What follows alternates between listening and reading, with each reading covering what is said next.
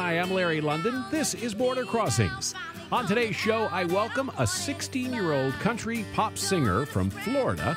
Her name is Lizzie Sider. Lizzie is touring schools in the U.S. to share her story with the young students. Lizzie was the victim of bullying, and her new single, Butterfly, was inspired by her painful experience. Her school tour has stopped in over 250 classrooms, performing 3 shows a day. Lizzie will perform her new song today, and she'll also tell us her painful story. It's Lizzie Sider on today's Border Crossings.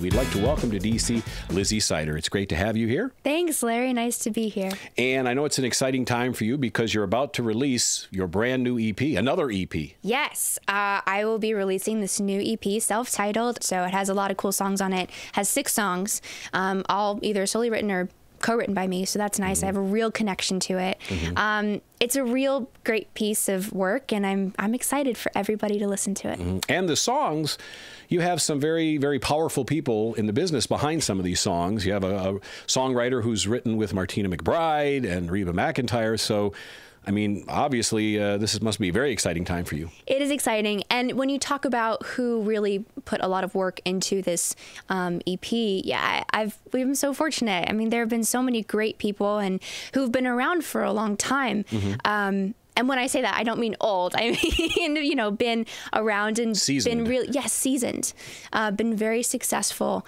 The EP is produced by James Stroud, mm-hmm. who is just so amazing, and he's had countless #1 hits and just so much success, and mm-hmm. working with him was great. And also the songwriters. I mean, I love writing songs, and especially working with new songwriters. Mm-hmm.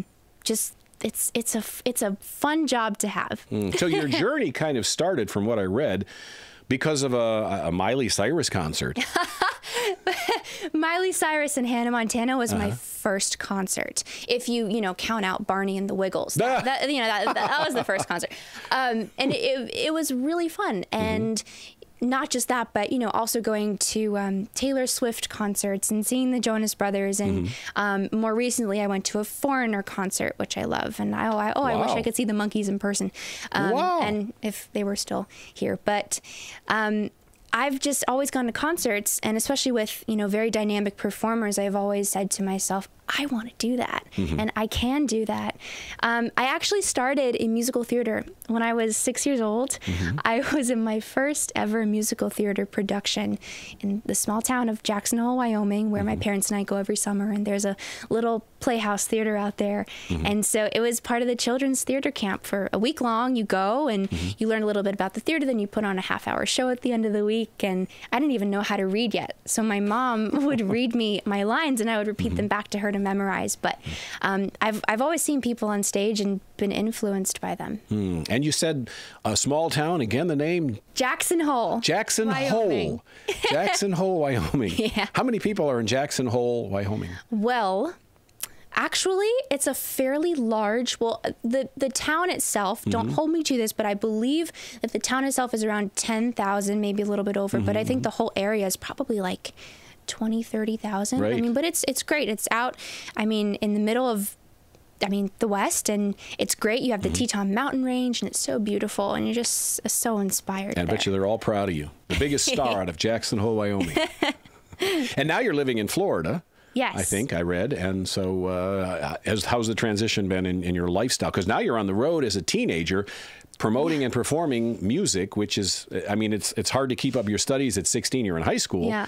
And yet you've chosen to take on this career at the same time. Yes. I've always lived in Florida my whole life, and it's just been a really nice home. It's mm-hmm. warm, which is fantastic. Mm-hmm. But it's crazy. I'm 16, and I have this opportunity to be traveling around the country and to be going to, Nashville and LA and New York and DC and mm-hmm. everywhere, and be taking my music and my message. And since my sophomore year of high school, I've been homeschooled, which is a little bit different mm-hmm. Than going to regular school, just because of all my traveling. But it's working out. It's great. My teachers are really supportive, mm-hmm. so I'm very fortunate to have them, understanding and really excited for my career as well.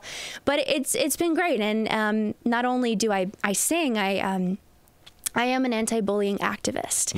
And so I go to schools around the country, primarily elementary and middle, and I talk to kids about bullying, and I share my story with them because I did experience that when I was in elementary school. So that was a huge thing for me and really changed my life and made me the person I am today. But with that, I'm able to go out and sing for them and bring joy to them and talk about anti-bullying and positivity, and it's great. Well, I know a lot of very famous people are now speaking out about against bullying. People like Lady Gaga and Demi Lovato, and a lot of people are. So what is your connection to bullying? What is your story, your experience? Well, first of all, I would like to say that, yes, I do realize that a lot of people do come out and talk about how they have been bullied. And I think that a lot of creative people may have been victims of bullying, because I think in the eyes of other kids, especially, that may come off as weird or not the norm, which, hey, I'm proud to be weird. I love it, but yeah, it's great. No, but my story with bullying is it started in about kindergarten for me and went through about 4th grade. I was teased by the other kids in my grade, and it's crazy. As I've been traveling around to schools around the country, I realized that it really is a thing that occurs in every school. So I guess I just happened to be in the thick of things at my school, even though my school was, oh my gosh, I loved it. I mean, some of the best memories were made there, and I had some great friends there. But, there were a group of mean girls, and that really affected me. I was excluded from games at recess. I wasn't allowed to sit at certain, well, not allowed, but, from sitting at certain lunch tables, and they would call me names and they'd laugh at me. And a story that I actually tell the kids is that, in these assemblies, is that very often when I would be excluded from games at recess, I'd walk around the playground and I'd sing to myself, very quietly, just walk around, and these group of girls, they'd come up and say, "Hey, Lizzie, can you sing a song for us?" And so, of course, I thought, maybe this time they're being nice to me, maybe they really do care, and so I would start singing for them, and I remember very vividly how they would stand up and laugh at me and run away after a few seconds. And that's something that's just one of the things that happened, but it was really hurtful to me. And I would come home crying almost every single day. And so, coming home from school, my mom would pick me up, and she would always talk with me about, how was your day? And she's just such an amazing woman. So I had her. And also when I came home, my dad would come home from work and we'd talk about it too. So both my parents were very supportive. And one day, walking out the door to go to school one morning, my dad, still in his robe from the morning, he came out and he said, "I want you to remember that nobody has the power to ruin your day."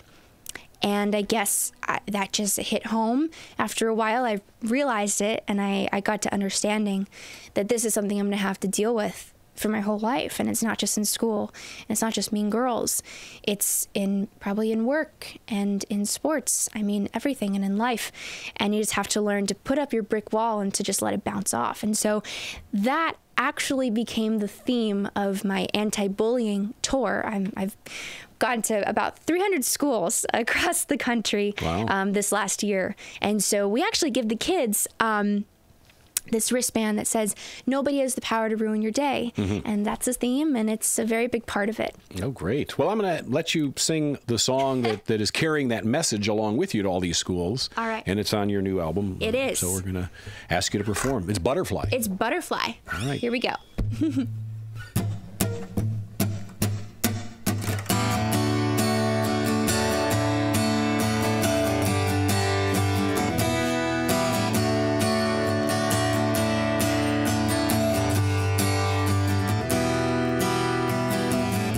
I used to hide and keep inside, afraid to show the world who I was. In shades of gray, I'd spend my days so invisible because they'd always put me down. Well, yeah, let them keep me down, but look at me now, look at me now, finally coming out and I'm wanting to fly. Gonna spread my wings, bright and colorful things, let them take me up to touch the sky. They thought they knew me plain and shy, but all along I was a butterfly.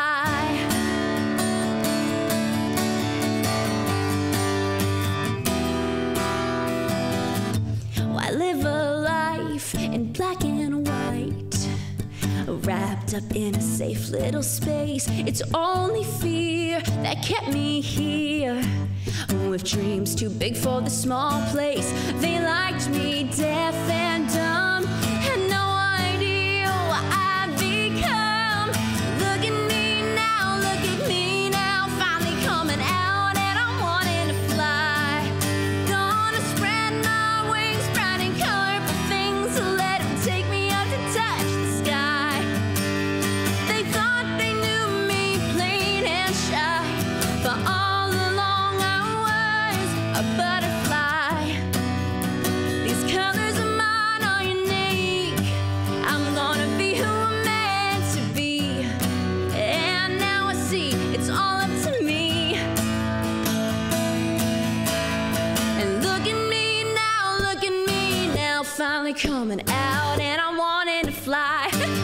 Gonna spread my wings, bright and colorful things, let them take me up to touch the sky.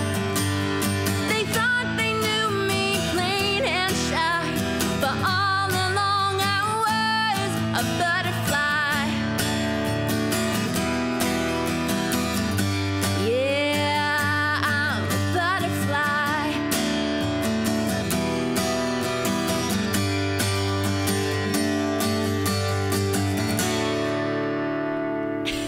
Ooh, sounding great. Thank you. Lizzie Sider's in our studios here today on Border Crossings, and the new album is called Lizzie Sider. The song we just heard is Butterfly. Absolutely beautiful song. Thank you. And you co-wrote that, or you wrote it yourself? I did. I co-wrote that with country singer Jamie O'Neill, also Jimmy Murphy and Lisa Drew, who are just two other fantastic writers. Jimmy's actually Jamie's dad. And it's crazy because we wrote the song in Jamie's living room at her house. And to think that something can go from a little melody and a guitar and a song idea and can spiral into something as big as Butterfly, and a song that empowers people, and a song that is the theme of my anti-bullying tour, it's really surreal to kind of be the one going through that journey with the song. And I mean, it's just a song, but it can do so much. There's so much to you that is, along with, of course, the message that you're carrying. And are you want to make yourself available to people who don't get a chance to see you in the schools as well? Because right now we're reaching people who I don't think you're going to be visiting their schools. I'm not sure. Maybe you're going to Nigeria, or you're going to Kuwait, or you're going to, different parts in the world. Right. But if you're not, and they're listening and they've been touched by what you're saying, and they want to find out more about you, you said Facebook, are there other websites they can reach out to you? I'm everywhere. You can go Facebook, Twitter. All my handles are just Lizzie Sider. So Facebook, Twitter, Instagram, website, YouTube, iTunes. Send me an email, but it's I'm all over, and lots of great stuff out there. And you are obviously an internet sensation with 1 million views on your videos, so that's mega huge, 1 million views on YouTube. Lizzie Sider is with us here on the Voice of America. And, we heard the first song, Butterfly. I'm sure the whole EP is not all about bullying, I assume. No, it's not. And there's much more to your career than, after this particular tour ends, then you go on another tour, and this is not an ongoing thing. I don't assume that you're going to be the artist who only talks about bullying, right? Well, bullying is my cause, if you will. It's something that I really believe in. And it's something that I want to couple my music with. There's a lot of other fun stuff on the EP too. I have a few statement songs that just, are just beautiful and just really kind of give you something to think about.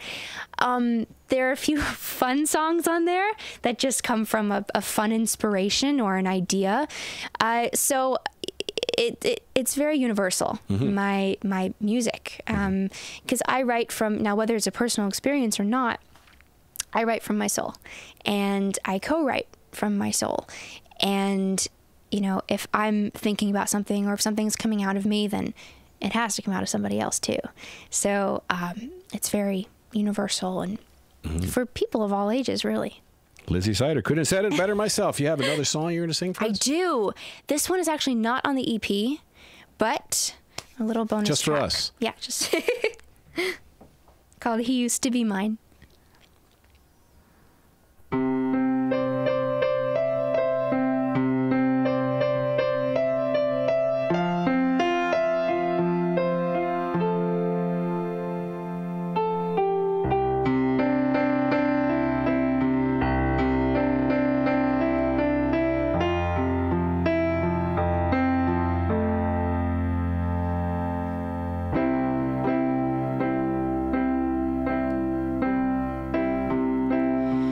I saw him talking, laughing and joking with her tonight. I can't help wondering, does he miss me in his new life? He took the hope and left the hurt, wearing a smile on his face. He took my heart for all it's worth, then let her take my place. He used to be mine every minute of every day. He used to be mine. I still remember everything he used to say when he used to be mine all the time.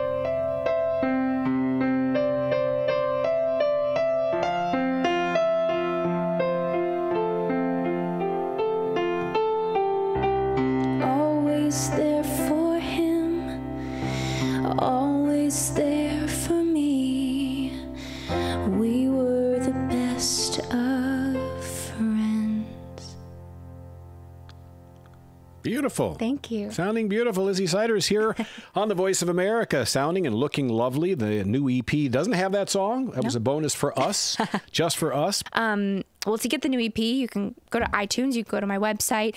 You can find little alerts or pop-ups about it, probably on my Instagram or Facebook or Twitter. Yeah. And again, your website? My website is www.lizzisider.com. And I know the Country Music Association magazine, Close Up, named you an artist to watch. Yes. And I see that you have sung the national anthem for many, many major events, major sporting events. My first national anthem for a major league sporting team was when I was 9 years old for the Boston Red Sox at Fenway Park in Boston. And how did you get selected at 9 too? You know, it was a long time ago. I remember actually going to a local, I think it was like either a local convention center or a local church in Pompano Beach, Florida, which is South Florida, and recording a video of me singing the national anthem. And we sent it out to a bunch of major teams. And the Red Sox was the first one. I don't know if we had another connection there. But it was crazy because the day it was a huge rain delay. And it was great. You know, 39,000 people were probably there to start. Went down to 36,000. So not too bad of a crowd. Right. No. And I sang the national anthem in front of everybody. And it was so cool. I was 9 years old. And I think they even pronounced my last name as Seidler. But hey, it was, you know, added to the ambiance. Better for them to make the mistake than you to make the mistake the singing. Right. That happens. Yeah, but no, since then I've been singing national anthems for, I mean, you're a pro. Ever Old since hat. then I've sung. And it's crazy because every time I sing the anthem, it gets more and more meaningful to me and more powerful because my household is a very patriotic household, and we're very aware of what's going on, and we love America, and we love our troops, and there's a lot of American pride. And so, you know, singing it is a real honor every time, and I've probably done about 25, and wow. It's great. I actually was just talking to my parents the other day, like, let's do another national anthem. It's fun. What are you going to sing next? This next song I'm going to sing is a song. I was sitting at my piano at home one day, and I knew that I wanted to write about this concept of in color.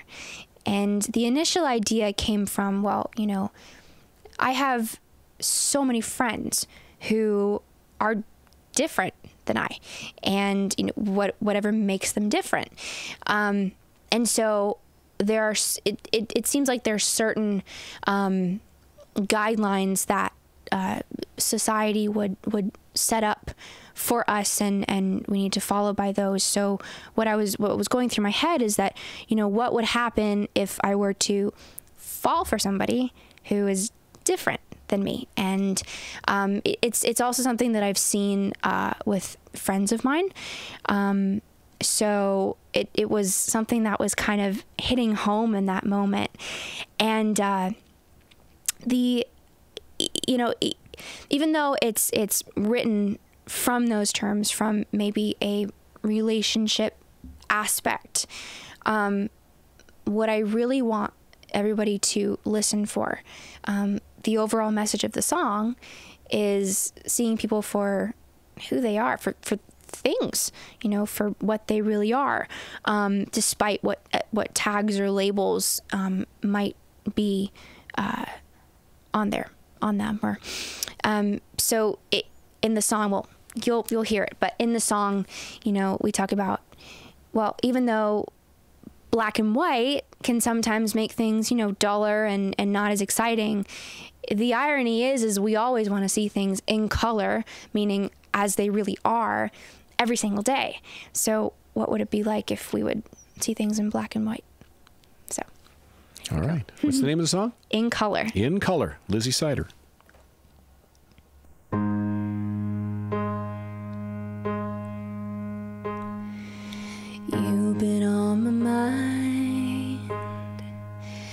Been such good friends for a long time, but I keep fighting these feelings inside. This ongoing war, I'm so ready to fall, but they won't let me feel more. Trying to tell myself I'm strong. What for? If the world saw us the same, it'd be different, I know. Maybe I wouldn't feel like I'm cornered and have to let go.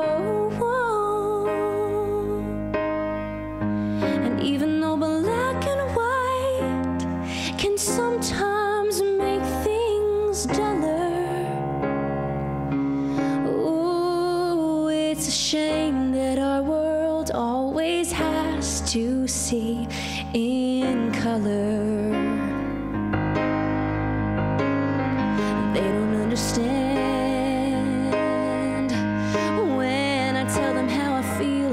When you take my hand, no, don't you go falling for that young man.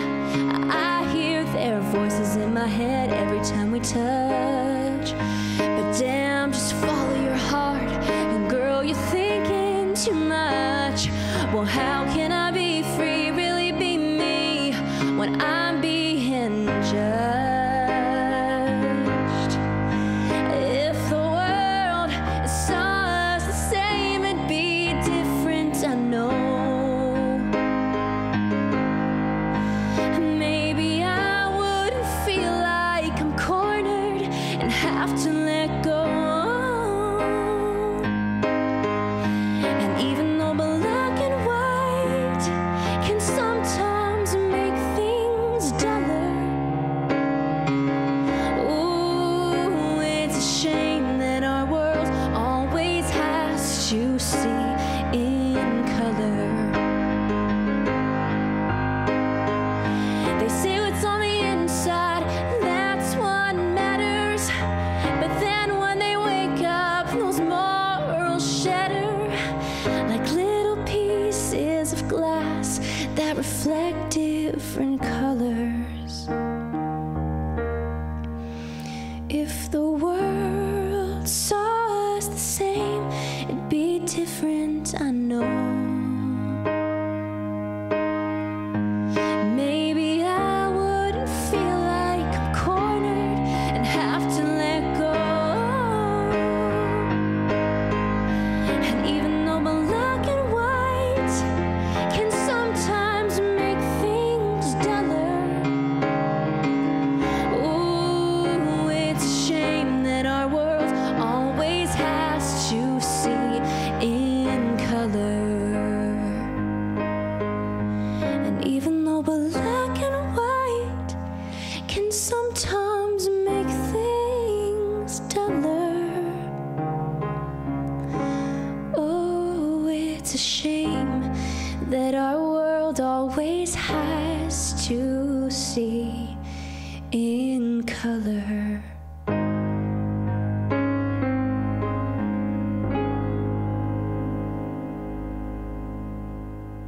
Very nice. Very nice. Lovely, lovely, lovely. Thank you. Lovely voice, lovely music, Thank and you. great message, too.